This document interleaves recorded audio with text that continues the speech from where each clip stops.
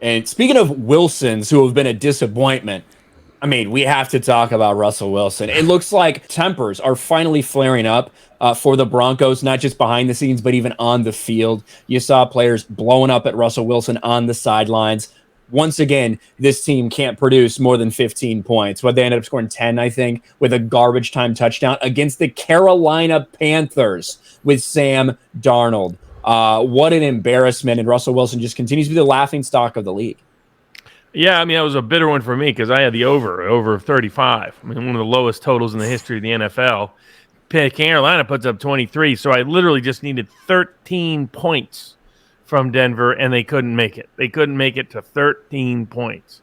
This has got to be the worst performance of a quarterback that's been a previous MVP candidate I've ever seen in the history of the NFL.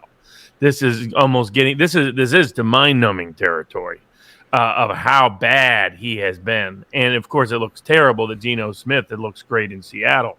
And even though they lost in overtime to the Raiders, it wasn't because Geno Smith or the offense couldn't put up points because they put up 34. So it really is I'm trying to remember a quarterback with this much notoriety, this much fame, this much recognition, these many successful seasons who transferred out and just completely imploded. I mean, like, there's been guys that were flash in the pan guys, Matt Castle, Alex Smith, who, mostly had mediocre seasons and then had one or two good seasons, usually with a guy like, Reed, and then didn't perform great at their new location. I can't remember a guy that had, many years of Pro Bowl caliber quarterbacking go in and now be one of the worst quarterbacks in the league and create maybe I don't know if anyone's checked, but it's got to be close to the worst scoring record the Broncos are going to set in the number of games that they have failed to break 20 points. I mean, I can't remember the last team that can't. I mean, Vegas can't put the number low enough. They can't get over it. Yeah, and I don't think maybe if somebody comes back and it's like, oh, remember this time in 1993 where this guy did this? I don't know if we've ever seen a quarterback who was on a Hall of Fame trajectory. And I think that's fair to say for somebody like Russell Wilson, a Hall of Fame trajectory, a guy who won a Super Bowl, went to another one, put up big fucking numbers. And in the prime of his career, this is not somebody who's 39 years old, right? And you expect him to fall off a cliff. This is a guy who is still in his prime. We've never seen somebody have a drop-off like this.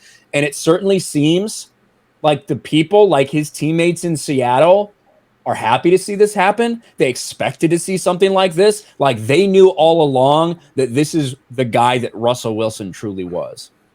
His game has completely changed. He was never this pocket passer, and for some reason, some delusion, Russell Wilson all of a sudden convinced himself and others, the Denver Broncos, that he's a pocket passer. He was never a pocket passer. Yeah, he showed glimpses and flashes of throwing, a nice deep ball. He throws a nice ball on a rope, but his game was always, if you needed to get 6 yards on a 3rd and 6 to get a first down, he could just easily just run it to the sideline and pick up that first down. He was a good scrambler. He could pick up the first down on his feet and just completely overnight, it seems like, just changed his game. He is now a pocket passer, and that's never what he was. And the Denver Broncos paid him a whole bunch of money because of this delusion that his game has changed, that he's just been this great pocket passer, and he's never been that. And it's starting to show now because he's not playing the game like he used to before. He's not scrambling out for those first downs any longer. He goes through his progression and then either throws it away or takes a sack. Or it's unbelievable to see this type of delusion from Russell Wilson. And it also makes it worse,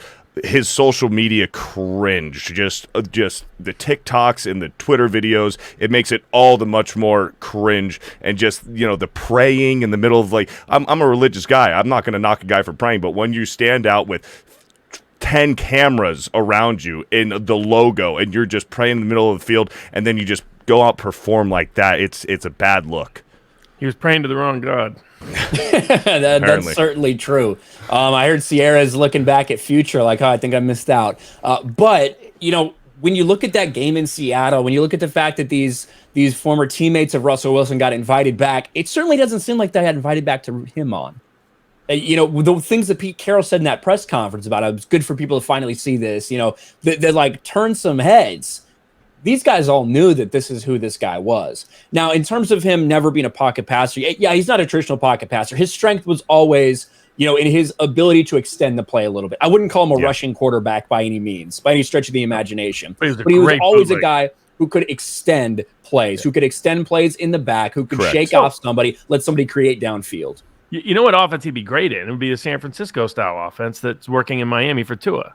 But he didn't want anybody to think of him that way. He wanted people to think of him as Tom Brady. And it's like he was never Tom Brady. He wasn't Tom Brady when he was at NC State. He wasn't Tom Brady when he was at Wisconsin. And both of those schemes, what he was unique about him was his ability to throw well on the run outside of the pocket.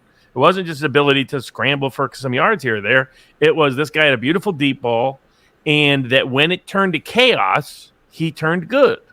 Now he doesn't want there to be any chaos. Well, he's not any good when there's not any chaos.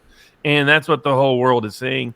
And a couple of years ago, some defenses schemed up. I forget which one it was. It might have been Houston. I forget. It was somebody that he threw like 4 picks against that Pete Carroll realized, I got to adjust.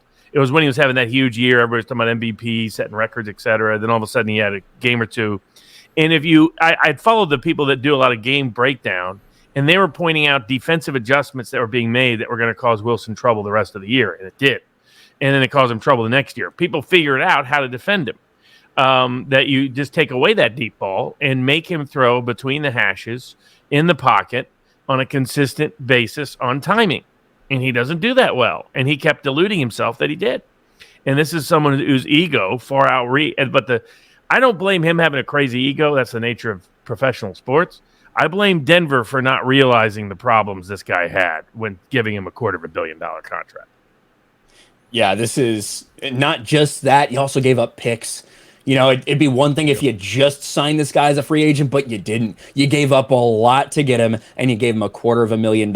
And now everyone in Denver were desperate. They've been desperate for a quarterback. They had Peyton Manning for a couple years, but they have not been able to really find that guy. They've been constantly searching for this replacement, a long-term replacement. They thought they had him. They absolutely don't. At least it doesn't look like right now. And Denver fans are mad, and they have a right to be so.